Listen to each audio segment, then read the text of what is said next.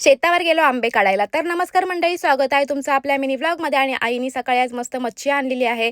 आणि गावा ठिकाणी मस्त ताजी मच्छी नेहमीच मिळत असते आणि आमच्या इथे तर नेहमीच मिळते. आणि गावाला मी आले की मला मच्छीच खावीशी वाटते. तर आईने मस्त मोठा असा एक बोईट आणलेला आणि चिंबोऱ्या म्हणजे मोऱ्या आणलेल्या. तर आईने मस्त साफ करून दिल्यात मला आणि आई म्हणते, चल तुला कशा पाहिजे तशा तू बनव. तर इथे मी मच्छीच्या तुकड्या म्हणजे मस्त फ्राय करते आणि मोऱ्यांचा मस्त झणझणीत असा रस्सा बनवलेला आहे. आणि दुपारचं आमचं जेवण वगैरे झालं आणि मी ते झाडू मारते, तर शिर्यान बघू लगेच माझी कॉपी करतोय.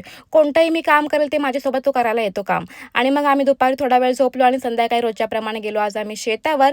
आज काढायचे होते आम्हाला आंबे. तर शेतावर गेलो आणि झाडाखाली पहिलाच एक आंबा भेटला श्रियांना, तर लगेच धावत गेला, आई मँगो भेटला म्हणून. तर आणि ते मी आखी घेतले मँगो काढायला, पण मला काही आंबे काढायला जास्त येत नाही. निकेशने फक्त खालचे मला 1-2 आंबे दाखवले, ते मी आखीमध्ये धरून काढले. आणि मग निकेश इकडे झाडावर चढलेला आहे आंबे काढायला आणि तो इथले आंबे काढतोय. आणि ह्यावर्षी आमच्या आंब्यांवर जास्त आंबेच नाही आलेले आहेत. जेमतेम 2च झाडांवर आंबे आलेले आहेत, बाकीच्या 2-3 झाडांवर आंबे आलेतच नाहीत. मग एका झाडावरचे आम्ही काल आंबे काढले आणि आज एका झाडावरचे आंबे काढलेत.